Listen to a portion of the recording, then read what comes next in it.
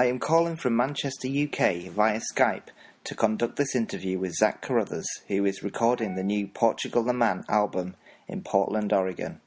Hi Zach, how are you today? I'm doing great. How are you? I'm doing very well, and thank you for agreeing to do this interview for the Anchorage Observer. Oh, of course. Gotta represent home. The first question I have is, can you explain how you decided on the name of the band? I.e., is it akin to the David Bowie Ziggy Stardust and the Spider from Mars? Oh, yes, definitely. He was a big influence on choosing our band name. We loved how he just created the creation of Ziggy Stardust, how he created just a fake plastic fictional character, which kind of means like he could get away with anything. And we just thought that was such a cool idea. Same with, the Beatles making, Sgt. Pepper's Lonely Hearts Club Band. And, but we really loved the whole Ziggy Stardust thing, just like one person. But since we were a group and not just one person, we wanted the one name of our character as kind of our alter ego to represent our whole group of people, our whole band. And so we figured the country is, one name for one group of people with one voice in the world. And we just kind of randomly thought Portugal would make a really killer name for a guy. Yeah. And so that's kind of how it started. And but have you actually been to Portugal, the real country? I have. Yes, Oh. yes, definitely. And we hadn't been when we created the band name, though.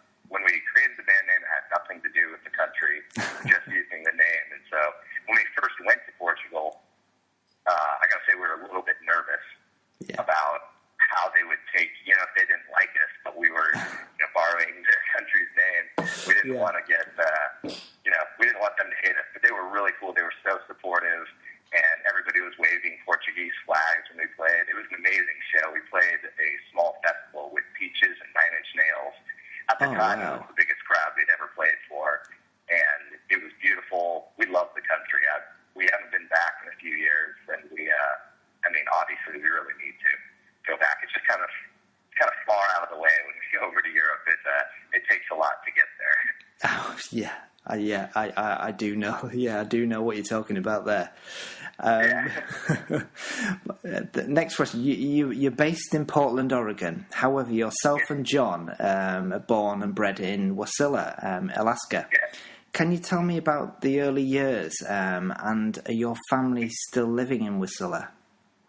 Yes. My mom still lives in Wasilla. My dad moved to Washington a while ago.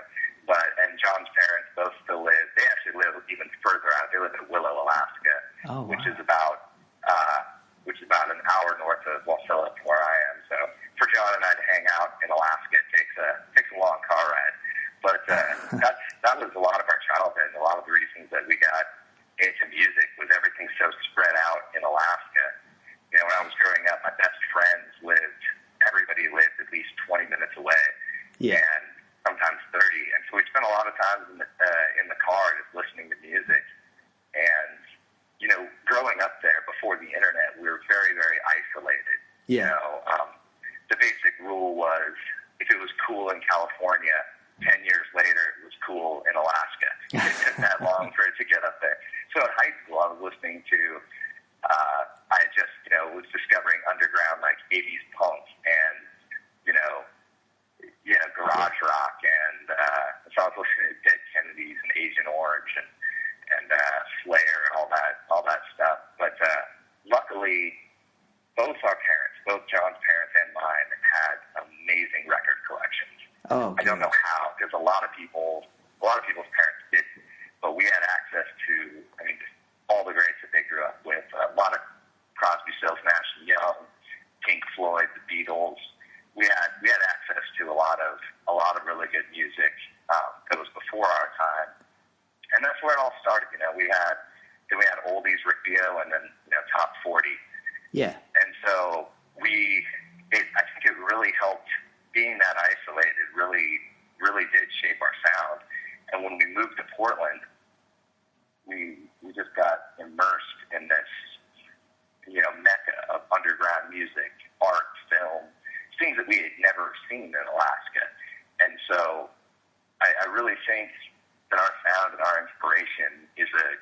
combination of growing up in Alaska and leaving it, and moving to a place like Portland that's just chock full of culture. And it was really amazing. It really opened our eyes to a lot of things. So it was a good mix, very inspiring. Yeah. I mean, that was my next question, and you've kind of answered it for me. You know, you go from being in Alaska, it's very kind of isolating, and then you move to Portland, and I guess this is sort of been this musical journey for you. Yeah. It was. It definitely helped shape our sound, and it was. Both did. I think both places have really just been monumental in helping us do what we do. But it was a good upbringing. You know, it made us excited, not jaded about it. I think if I had grown up in Portland, you know, I might not be doing this. I might have been, by the time I got serious about it, I could have been, you know, sick of underground music by then. So you never know. I think everything just kind of worked out perfectly for us. Absolutely. And do you ever get homesick for Alaska? Oh, all the time. I miss Alaska. I don't miss a lot of things. I'm used to missing them. You know, we leave. You know, our whole career, all we do is leave and go other places. So I'm used to missing, you know, girlfriends and family and friends and my bed. And Alaska is the one thing that I always miss. We're lucky enough we get to go back at least once a year, sometimes twice a year. Yeah. We always go back and play a show in Alaska at least once a year. And it's always our favorite show. We're always so excited to go and play for our family and friends. And it's always a pretty fun party up there. The crowds in Alaska are just crazy. You know, they're smaller than everywhere else, but it's really amazing to see a crowd like that they don't get a lot. It's very expensive to get up to Alaska. Yeah. And when I was growing up, I mean, I went to every show I could. Whether I liked the band, I didn't like. I paid $50 for tickets for artists who I just straight up didn't like, but I knew that I wasn't going to get a concert for 3 months. So I'm like, well, it's better than just staying at home. And so, and that was important. And so when I went there, and you see it still. It's gotten better, but you know, people that are at this show are very excited to be there. It's a big deal for them, and in a lot of ways, it's cooler than the shows in New York City or Los Angeles. I mean, there's tons of people there. It's huge, and that's really cool. But they get to see the bands they like all the time. And Alaskans don't, and so it makes it that much more special. Absolutely. I mean, you are without question Alaska's most well-known band. In Alaska, everyone always jokes that you can't go anywhere, not even to the grocery store, without bumping into people you know. Do you find it any more difficult to get around town, or are people pretty cool about your new status, and you know, do they leave you alone? Oh yeah, well, I mean, it's not crazy or anything. We're still not, you know, completely mainstream or anything like that. People know us, you know, when we go out to the bars, I see people that like our band, but I mean, it's just the same as seeing old friends from high school too. It's like, you know, and we're definitely not to a level where we can't go out in public or anything like that. It's totally cool, and we like that kind of stuff. We've always been a very approachable band. Every show we do, no matter how big, I go out and, you know, smoke cigarettes out in front, talk to all the people in line, and I think it's very important to do, and I enjoy it. I like being approachable, you know. Yeah. I think it's a good thing. And do you still, you know, you've obviously moved to Portland, Oregon. Do you still have friends back at home, and you know, how do they treat you when you go back home?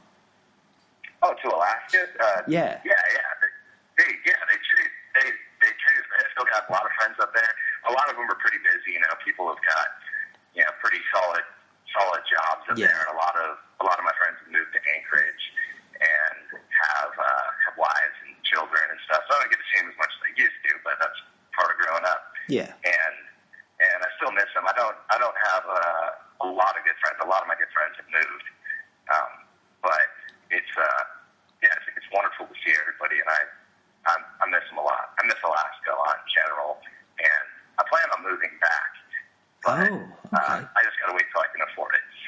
touring from Alaska and flying out every few weeks for shows is just cost a lot of money. And it does. If I can ever afford it, I will definitely move back to Alaska. It's a very don't think I'll be able to for a while. Yeah, it's a very expensive place to live. Yeah. But it's just who I am. That's where I'll end up, and for sure, that's where I'll end up retiring and hopefully, raise my kids up there. Great, that's wonderful. And so now to your music. You appear to have so much fun making your videos. What I wanted to ask is, are you involved with the direction of the videos, or do you just go along with the director that you hire for the video? No, we are very involved with everything that we've done. Oddly enough, except for the last video, the last video that we put out for All Your Light, that was the very first time that we decided to kind of give it to a director and see what they come up with. And we wanted to have somebody else's input, but we like being involved. We're big fans of music videos and film in general. I think it's very important for bands, and I think it's just a cool extra thing. I grew up, I didn't watch TV growing up except MTV. I watched MTV. Yeah. Some of my earliest memories are being 4 years old watching Headbangers Ball with my older cousin. Me too. That's what I did. I've got video tapes at home. I used to sit there and record all my favorite videos, and I still watch them when I go home. It's really fun. And so we've always been. It's a collaboration. We're lucky enough to have very talented friends. Our good friend Mike Reagan, who actually shot the video for Sleep Forever and got it all that we did up in Alaska in John's backyard up in Contra Pass. Yeah. He came up there, and he's just an amazing guy. He's directed a couple of our videos, but mostly did the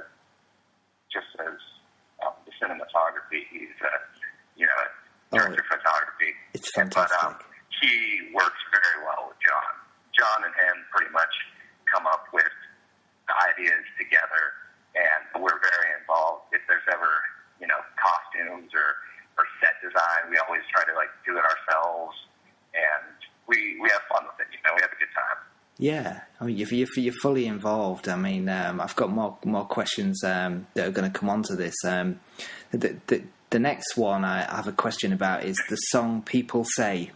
Can you tell me if you want to what the lyrics mean? And my own theory is maybe an obvious one, but is it about George Bush?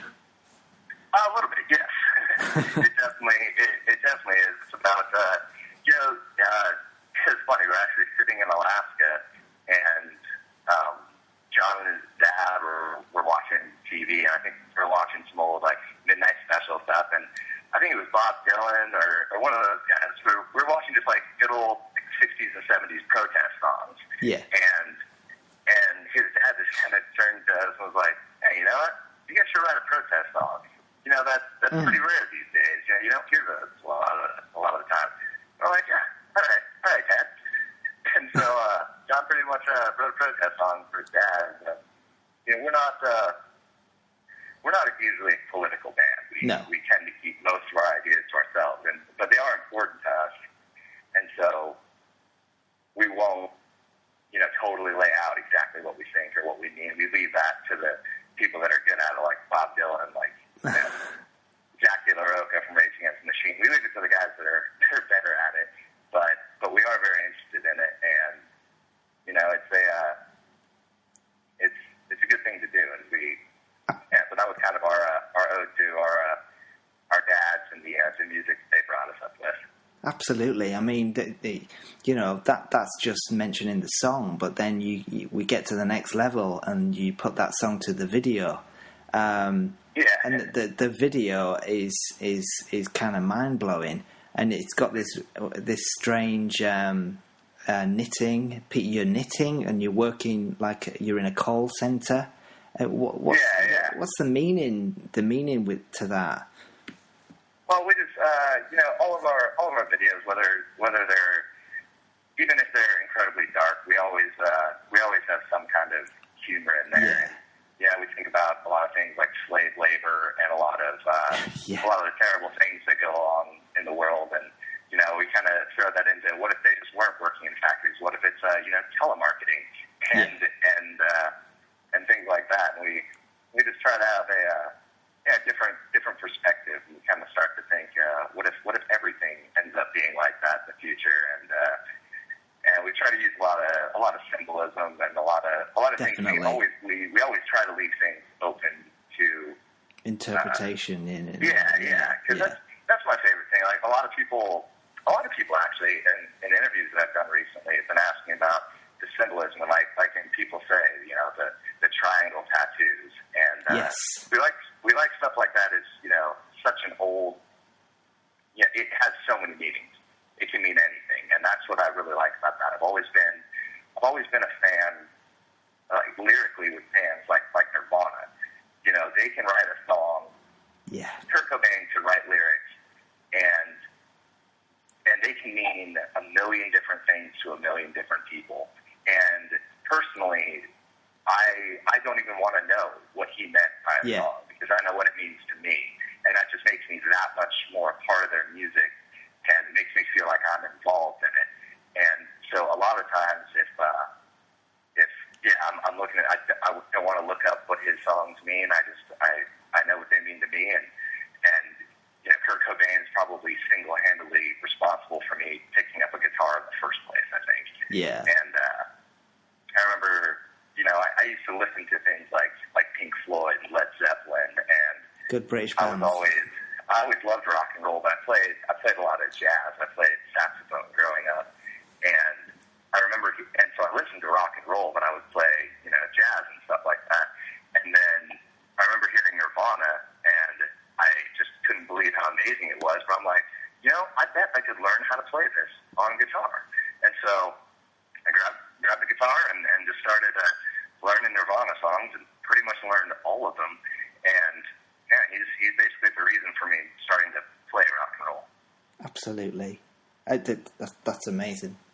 I'd just like to add that I think your videos, having watched so many different bands, it's the kind of Lynchian, David Lynch almost.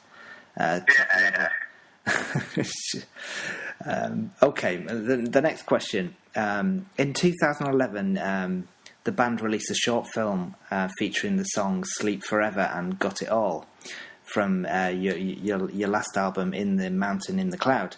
The film features 13 minutes and 16 seconds of Alaskan wilderness, intertwined with scenes of John dog sledding before he was forced to travel by foot after his dogs abandoned him. In the end, he accidentally shoots himself in the face as he trips and falls in the snow.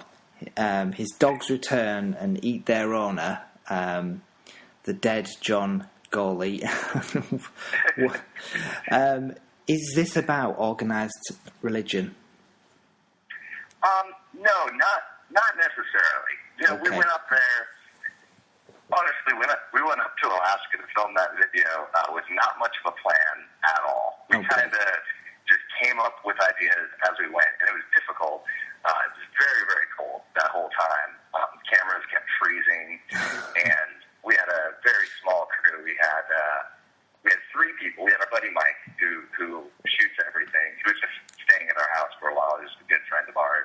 And we had the director and a producer there, and then me, and our little brothers and stuff who would help us just pick up things, and it was we really weren't sure what we were doing, and we only have so many hours of daylight every day to shoot. Of course, and so we just kind of go out and kind of figure it out as we go. But it was we knew that we wanted to shoot in Alaska. We're from such a beautiful place. Yeah. And we're so lucky to have those means. We've been wanting to do a video in Alaska forever and represent, how gorgeous it is up there, because not many people have the means to do that in their backyard, And so it all we put the story together as we went along, but it's basically intended to just like, semi-sci-fi, semi-old school, just like Jack London kind of woodsy stuff. But we definitely wanted it to be dark and kind of maybe a little bit of David Lynch kind of fever dream kind of stuff, and Definitely. and just a little bit of cabin fever, and just how we wanted to basically show how isolated things are out there. Yeah, I mean, it's a beautiful video. It really is. It's just fantastic to watch. Yeah, thank you. Our moms don't like it when John shoots himself. They never like that part, but they love the rest of it. Yeah, it's a bit of a shock at the end. I admit to seeing that happen. I really don't know where that came from, but we were just out there one day, and I think John brought it up, and he's like, "What if I did this?" And we're like, "Yeah, why not?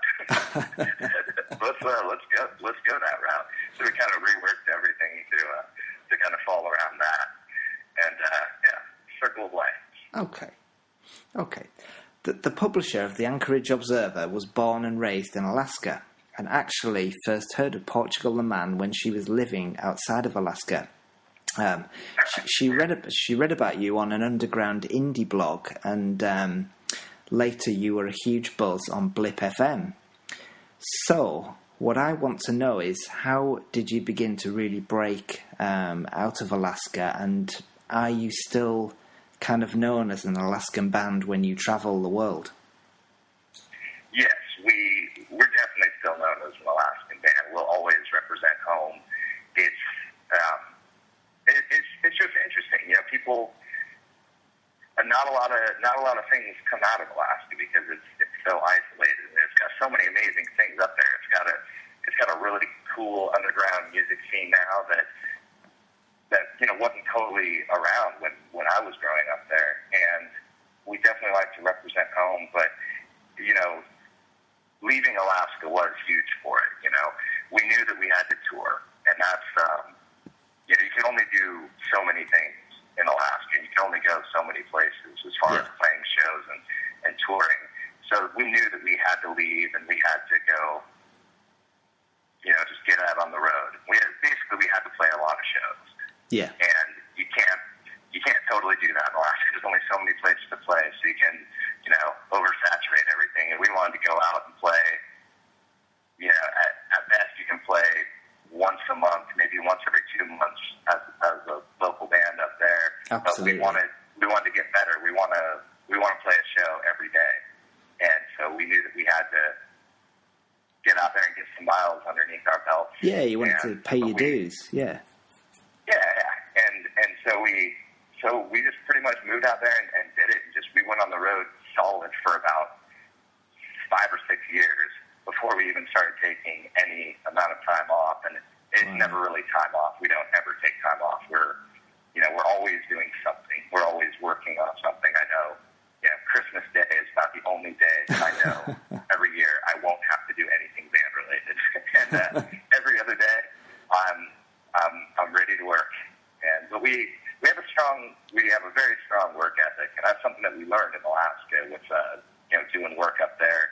John's family owns a construction company, and he grew up building houses and stuff like that. And so we learned how to work hard. We definitely don't want to take it for granted, but we'll always represent Alaska. We always want to be known as an Alaskan band, even though we do live in Portland. Yeah. Portland's our home. Portland's our base camp, but Alaska's our home. Absolutely. No, that's great. And my next question is: you recorded the album with this was your I think your last album with the help of record producer Paul Caldery of Pixies and Radiohead fame, which is close to my heart. Definitely the Radiohead. And it was the band's first time recording an album with pre-production.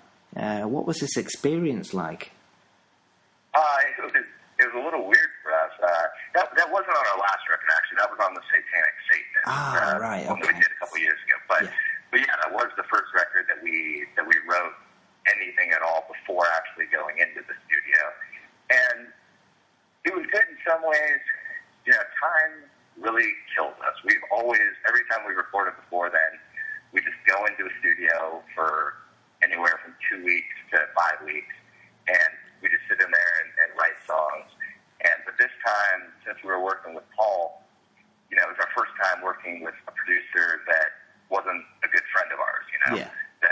And so we basically just did it out of, I don't know, being uncomfortable, and we didn't want to show up there and have him say, all right, so what songs do you have? Well, we don't have anything. We're just going to start playing guitar and see what happens.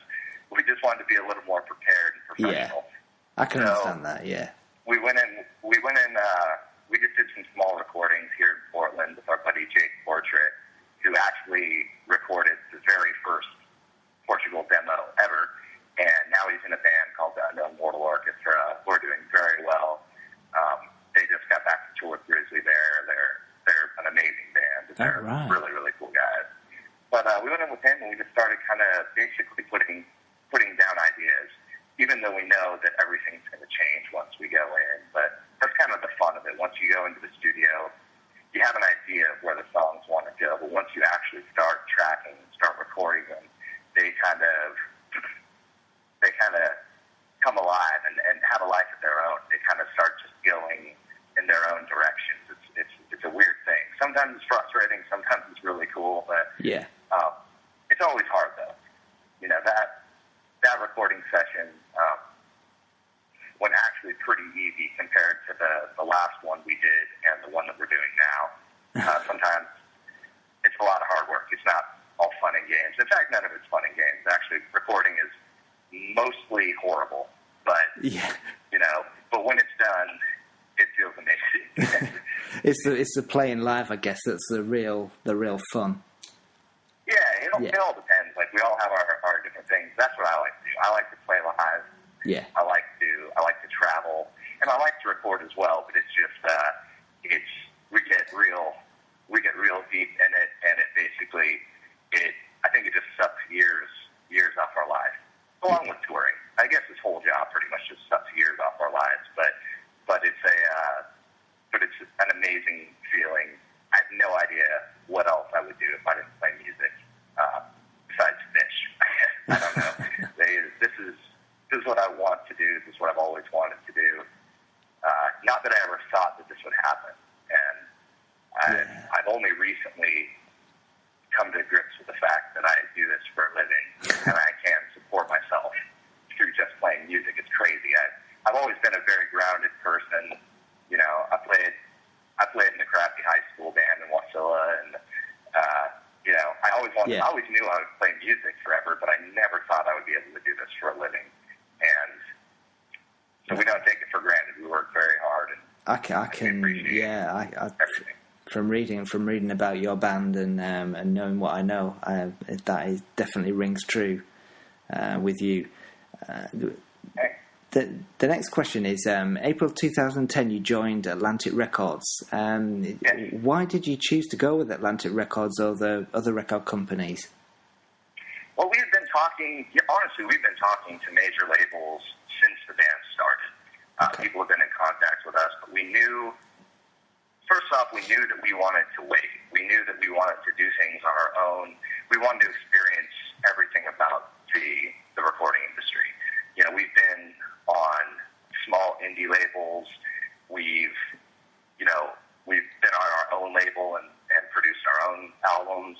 Yeah. And then we wanted to make sure that we were ready to go to a major label. We always wanted that. We wanted to take the next step, but we knew that we wanted to wait. We wanted to be good. We wanted to play a ton of shows before the first time that we went on TV, our first TV performance. We knew that we didn't want to do that when we had only been a band for a year. Yeah. We wanted to wait at least 5 until we were confident enough to do it. This is kind of like old school bands. This is how bands used to do it, and that's how you did it. Yeah. You know what I mean? And that was our plan from the beginning. Why we went with Atlantic was just after talking to everybody, they were just amazing. They were really, really cool people, huge music fans, very, very smart. They just know so much about music and really opened our eyes to a lot of things and opened a lot of doors for us. And they gave us opportunities to work with people that we never thought we'd be able to work with, to record in studios we never thought we'd get into. And it's nice to have some help. We built this all on our own with no help from anybody except our family of our manager, our booking agent, Yeah. who they're like family to us. Oh, And that's besides wonderful. that, we haven't had us and our business family have done it all on our own. So it's really nice to have some help and have other people care and believe in you. And Absolutely. Atlantic Records, I mean, their roster is just legendary. When I told my dad that, I'm like, hey, we're signing to Atlantic, he was like, Led Zeppelin was on Atlantic. Aretha Franklin was on Atlantic. That's crazy. And it's pretty cool. It's pretty insane. Absolutely. They're one of the and biggest. They've been super cool with us. They, the good thing about waiting for so long is that we established ourselves as a band. We established our sound, and so they don't. All they try to do is help. They like what we do, and they just want to help that. Yeah. Pretty good Yeah. thing we got going with them. It's great. It sounds great. Can I ask about your new album? Yeah. Firstly, is your new album being mixed by Andy Wallace again? We are not sure yet because it's not done. We actually haven't decided on who's going to mix it again. I don't know if it would be. It's a step in a different direction, but I would love to work with him again. If not on this record, on another one.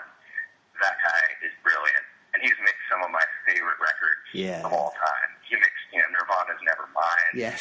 He mixed Slayer. He's mixed Jeff Buckley's Grace. When we first started getting mixes back from Andy, it was just crazy. I couldn't. He taught us so much just about my own ears and how to perceive music and mixing. I learned so much in those couple weeks that he was mixing the record. But it was an amazing experience. He's a really cool guy too. He came out to a couple of our shows in New York, and really, really awesome guy. And boy, that guy's just got pretty much impeccable taste. He has. I agree. Yeah. But as far as the new record, we're still finishing up some stuff. It's taking a little longer than we expected. We recorded some of it in El Paso, Texas, where we recorded In the Mountain and the Cloud for a while, and then some of it in L.A., and now we're back home kind of finishing up things. We built a studio in our basement here in Portland. Oh, wow. And we're kind of finishing up lyrics and vocals up here, but it's a little difficult at our own house. We've got very good gear, and we've got good microphones and everything, but it's also tough. We go upstairs to grab a cup of coffee, and hey, if somebody's watching a movie, you're like, oh, what's this? Oh, cool, I'll just sit down, and then 3 hours later, you're like, oh yeah, I gotta go back to work. And so it's a blessing and a curse, Yeah, living and breathing work. You can't kind of separate the two in a way. Yeah, and we never had. All of us, we all live together, except for a couple of our guys live down in Los Angeles right now. But three of us, I live with John and his baby and his girlfriend and our buddy Kyle, who just joined the band recently. And so we all live together, and we pretty much wake up, go down to the basement, get to work, and that's where we stay all day, every day. Okay, next question is, art and music is a big part of what you do. And I understand John Gawley, he does all of your artwork, and you're kind of the photographer for the band. Yeah.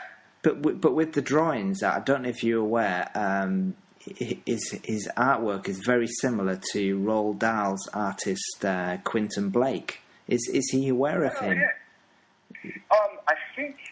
I don't know if he knows that. He needs to look it up. I'm familiar with this stuff, and I don't think that was a direct inspiration, but could have come along later. I think a lot of it might be, there's a couple things I have a feeling. I'm not entirely sure what he's inspired by, just his style, but one of them I know for sure would have to be Ed Templeton. He's a professional skateboarder that back when we were growing up, we were big into skateboarding. I helped build the skate park in Wasilla, actually. Oh, right. My friends and I had a committee, and it was funny. We actually kind of battled had to argue with Sarah Palin when she was our mayor for about 2.5 years to get that skate park. But so we're big into skateboarding, and Ed Templeton rode for a Toy Machine, and he did a lot of the art direction for Toy Machine skateboards, and he just did the craziest animations. And I have a feeling that had a lot to do with John's art growing up, and also a lot of there's things he saw, things around. John had a lot of very weird. The house that he lived on, way up to Nick, it had a lot of weird vibes. He saw a lot of weird things as a kid. Him and his brother and his sister, and maybe in dreams. Maybe I'm not sure what it was, but he saw a lot of creatures, and I think a lot of his drawings kind of stemmed from just stuff he saw or thought he saw as a child, and kind of scary stuff. But I've had experiences out at his house. A bunch of our friends have. It was a beautiful house, but it had a creepy quality to it for sure. Okay. I want to move on to now to social media. And as a band, you fully embrace social media, Twitter, Facebook. You have a YouTube channel. However, do you really run these sites, or do you have a team behind the scenes? No, we run all of them. We do have a team they'll help us out if we need to. That was kind of one of our things with going in to Atlantic Records. We really like, same with our videos, same with our music, same with everything. We like to be very hands-on, We like to be there. We like to be the people doing it. So yeah, we always we answer our own fan mail. We do all the stuff on Facebook. We do everything on Twitter. Basically, John does the Twitter. John and I both do the Instagram. Noah and I do the Facebook, and we all kind of do the website.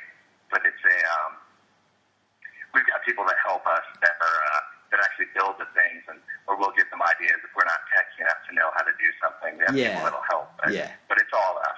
Everything is, I think that's very important for our band, at least. It depends on what kind of artist you want to be. A lot of people, still take the old school route of the mysterious, unreachable artist that you just see on the stage and just kind of untouchable. But that's not really us. We want people to be able to know what we think, what we do. You know, it's I think it's fun in this day and age.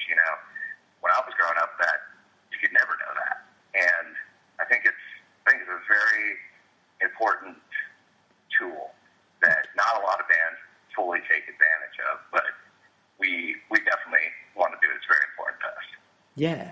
Yeah, and I know you've been asked this next question many times, and it's kind of ingrained as Twitter legend. But tell us about when your trailer was stolen with your instruments in, and how did you get them back? That thanks to social media, that had a lot to do with it, actually. So we were in Lollapalooza last year in August in Chicago, and we woke up one morning on the day that we were supposed to leave, and our entire van and trailer were gone with everything in it. And we were very confused. A couple of people had flown out because they were going different places. It was kind of the end of the run. So I didn't know if somebody had moved the van that morning. Yeah. I didn't know if we didn't pay for parking, so it got towed. It took us a while to really figure out that, holy shit, everything we have is gone. Yeah. And it was a sickening experience. It was about the worst feeling I've ever had. We luckily enough, we started, putting things out there, and it took off. The city of Chicago just really stepped it up, and everybody was reblogging it, reposting it. Absolutely. And news teams came out, and network news came out and did stories on it, and so it just got out there everywhere. We ended up finding the van within, I think, 24 hours, but it was empty, of course. But it was just too hot. It was everywhere, and because of that, we were able to locate. So many people heard about it, where we figured that somebody had to have seen something. Turns out they did. The Chicago police took it very seriously, and we ended up finding most of our gear relatively soon. There's still a lot of and even just recently, I don't know if you know this, but we've just started to find a few things again over a year later. A guitar. Noah just got his guitar back. It came up on eBay in Connecticut, and we found a couple. eBay. We found a keyboard, and we found John's White Falcon at a pawn shop out in the suburbs of Chicago. And people are just being really cool about it. Like the kid at the pawn shop, he saw a White Falcon, which is his dream guitar, but they're very expensive. He finally found one that he could afford. But he knew he was a fan of our band. He knew that one had been stolen. Yeah. He checked the serial number, which we posted online. Turns out it was ours. It led to getting another keyboard back, and just really, really amazing. Anybody that sponsored the band, that a bunch of companies really helped us out. Fender gave us a ton of amps so that we could still play shows, and Audix microphones gave us like a complete stage set of microphones. Even things like cables. People don't think about just our guitar cables. We've got thousands of dollars worth of cables, and so a local company here in Portland gave us a bunch of cables. Everybody was so unbelievably supportive, and I think that happened like when we were just at the perfect level, because when something like that happens, it can just to a small band, that can just ruin a band. We've invested everything that we've ever made back into our gear, back into our record, and we have some unbelievably rare items, and that have a lot of personal value. My bass, which I haven't recovered yet, but I still look every day on the internet for it. It was exactly as old as I am. My mom bought it for me. It's incredibly rare, and it's incredibly special to me. And that's what sucks too. Is I know that it's pretty beat up because I've used it a lot, and I know that some guy's going to sell it for like $300, and it's absolutely priceless to me. I would pay any amount of money to get that thing back. And but I really couldn't believe it takes something terrible like that to happen to make it really known how supported and loved you are. The city of Chicago was unbelievable that night when it happened. Hotels were tweeting at us and emailing us, being like, "I'm so sorry that happened in our city." You guys they're kind of embarrassed free about rooms it. here. A bunch of restaurants like come and eat and drink for free, and we'll take care of you. It was unbelievable.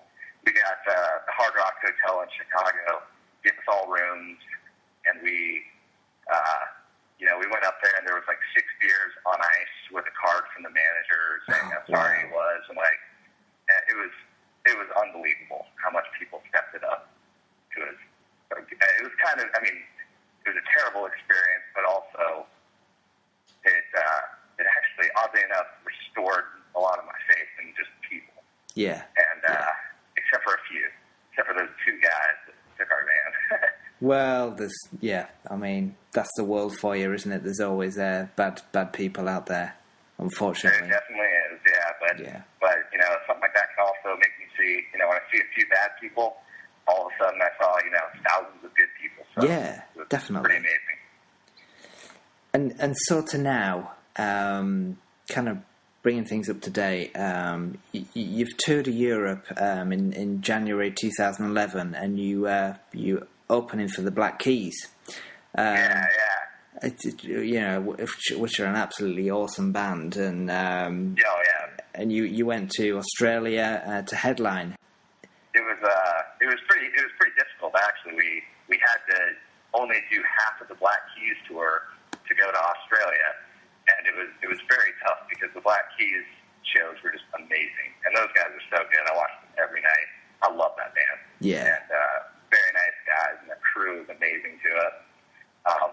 And so we didn't really want to leave the tour, but we knew we'd always get really excited to go someplace that we've never been before. And Australia was unbelievable. It was probably the best first impression of a place I've ever got in my life. Just right when we got off the airplane, everything just seemed cool. The tour manager we had set up for over there was so helpful and really amazing. The food was delicious. The weather was beautiful. The people were beautiful. It was really cool. That was a good month. and were the fans? I hear this all the time about bands saying the fans were different than American fans. I'm not saying the better or worse, but did you find that the fans in Australia were different?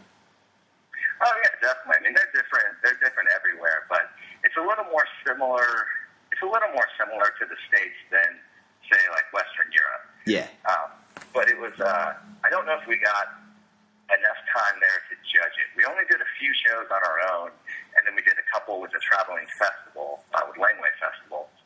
And so I don't know if we had enough time to. Usually, it takes a couple trips to really understand the fan base over there, but it was cool. Everybody was really nice, and we got a lot more people came out than we thought.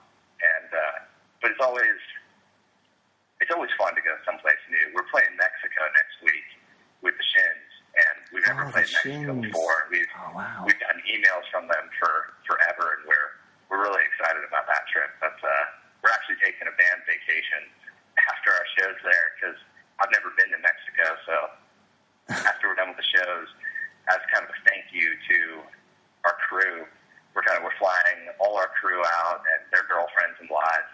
We're all getting a hotel for like a week and just kind of hanging out down in Mexico, taking a work vacation. I think you guys need it. yeah, we probably do. Yeah. We don't take too much time off, and who knows if it'll even be time off. I'm sure we'll still be writing lyrics and stuff, but it'll be nice to do it sitting on a warm beach for a while. Yeah. Seeing some Mayan ruins, and be pretty amazing. It will be. Oh, I hope you have a great time. This year, Ryan Neighbours and Jason Seacrest left the band to pursue new projects. How did this affect the band on a personal level, and how did you find the replacements Kyle and Kane? Well, I think it's all okay. There was no hard feelings, nothing personal. Honestly, I still hang out with Ryan and Jason, every other day when I'm back home. I still see all those guys. But we, sometimes when you spend as much time as we do and work as much as we do, it's just you can tell that things aren't going to go good. They weren't totally bad or anything like that. But Ryan especially, Ryan really wanted to do his own thing, and he's younger than us, and so he's much happier now, I think. And we're big fans of his band. We go to all his shows when he's here, and try to help them as much as we can. And but it's something as much as people might think it's bullshit. Things like creative differences they do matter. If you do this as much as we do every single day, but in the back of your mind, you're kind of wanting to do something else with your life. Yeah. It's because we have no time to do anything extra. The only other hobbies we have are things we still do for the band, like photography and drawing, and it's there's no time to really get away. So if you want to do something else, it'll just kind of eat at you pretty seriously from the inside out. And so I think it's made everything a little bit cooler. We're all still really good friends, and it's made things better for me and John. Yeah. And as far as the replacement guys, we miss Ryan a lot, but we got our good friend Kyle Quinn, who actually, he's not a stranger to the band. He's actually toured Europe with us. He played on our second on right. that. Yeah. And so we've known him for a long time. He's been in and out of the band randomly. And so he's the best piano player I know, by far. He's unbelievably talented, just a really good guy. It was nice not having a total stranger, somebody that we've known for a while. Yeah. And then Kane, he's playing drums for us right now. He's just amazing. He's a lot younger than us too, but he's buddies with our guitarist Noah, who we've had for a couple years now. And he had showed us YouTube videos of this kid playing, and he's just a prodigy. I'm just very lucky to be in a band with such talented people. Everybody right now, the crew that we've got, even like tour managing, guitar tech, sound guys, just the best people to work with ever. Everybody is so professional and so fun and just good people. We're very lucky to have this group that we have right now. You would. I mean, in England, you're definitely seen as a band of quality, and not just in the music, but it's kind of in the videos, it's in the artwork, it's in the lyrics. It's I've just had an email in as I've been speaking to you from a bar in Manchester who absolutely would just love you to come and play there. We've been to Manchester a couple times, but we like it over there. It's hard though. England's very difficult to break into because there's so many good bands there. And it's densely populated as well. It's a tough place to play, but yeah. But the last show we did there was pretty good, and so we're looking forward to coming back. I mean, as soon as this record's done, we're going to go everywhere. So we'll be back sometime next year for sure. Absolutely. And you release an album every year, as we know, and we are waiting for the 2012 release. That might not be. You might not meet this kind of philosophy that you have. But I hear that it's kind of very aggressive. And I just wonder if that's kind of been influenced slightly by you playing with the Black Keys. Not totally. I mean, we started a little bit. I mean, we've always liked their music. We've always listened to them. But I don't know where this came from. I think, honestly, we've been listening to a lot of Nirvana lately. And things have actually it started off to be more aggressive, and now it's kind of taken a turn away from that. Yeah. But it's still a little too early to tell. We're making a ton of changes in our basement right now, so we're not exactly sure where this thing's going yet. Yeah.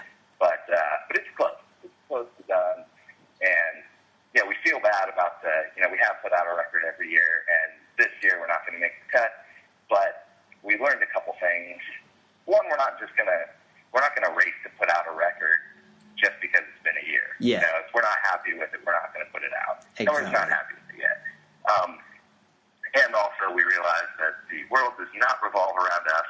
And if we want to work with a certain producer or work in a certain studio, they've got other things going on. So just because we're ready to record a record doesn't mean that everybody else is. So we kind of had to wait around for a while to work with people that we wanted to work with and in the places that we wanted to work. And so we could have got it done, but we figured if we wait a couple extra months, it'll be unbelievably better. So we decided to take that. Yeah. No, that's wonderful. And you're playing your homecoming gig live on the 20th of December at Beartooth in Anchorage. Yeah, Will you? Love that place. Yeah. Will you be playing songs from the new album? I imagine we will. Oh, wow. We haven't yet, but Alaska is the kind of place where we would do something like that. We always try to do something a little bit special. You should do. A little special for Alaska. We don't know exactly what we're going to do, but we're going to do something different, show-wise, production-wise, than we've ever done anywhere else, just to kind of do something special up there. It'll be cool. Like, I love the Beartooth. Everybody that works there is amazing. We had fun the last time we played there, and I hang out there all the time.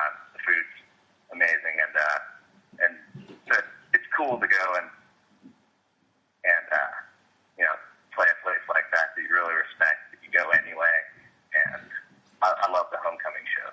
Absolutely. It's always so much fun. I wish I could be there.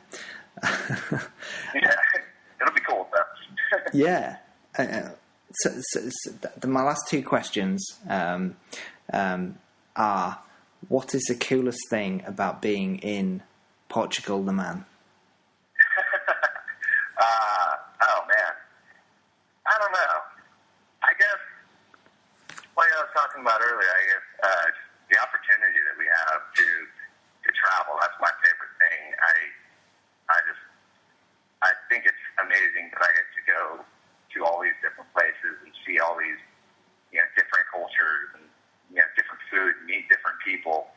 And I do that for work. That's like my job. Yeah. And that's what I think is probably the coolest thing. And just getting to, it's just very rewarding knowing that we're working so hard, but we're working, for ourselves and our family and for, my best friends. And that's what's really amazing to me. It's just that I get the chance to, own a company with all of my best friends in the world. It's pretty cool. It's very cool. That's a great answer. My last question is: what does it mean to be an American in 2012? Well, this is an important time. I think that everybody has a lot of responsibility. I don't know exactly what it means to be an American, but I think we're coming up to a time. The elections just got over. I think everybody's got a lot of responsibility. We got a lot of cleaning up to do. Yeah. And I think that I've always been a fan. Politics don't hold my interest at all, but people certainly do. And I think that everybody needs to pay attention a lot more to what's going on in the rest of the world, and people need to support local communities. All in all, just be a good person, and not just Americans, everybody. People always talk about governments and presidents and prime ministers and voting for change, things like that. And I think that we can reach it on a much more personal level. I think people need to be the change, and I think that governments and politicians need to ask the people for help. I think they can come up with a plan, but if my philosophy on pretty much anything, whether it's it's social change or something like recycling or the environment, you don't need to do a lot. If every single person just does a little bit to be a little bit better, so much can get done. And it's not about a few people doing a lot. It's about everybody doing just a little, And that's kind of how I view things. No, that's a great answer, and I would just like to thank, on behalf of the Anchorage Observer and the Manchester Observer, we have two sites, in the USA and in the UK. Thank you for your time. Well, thank you very much, man. I appreciate the help. Good questions, by the way. Oh, thank you.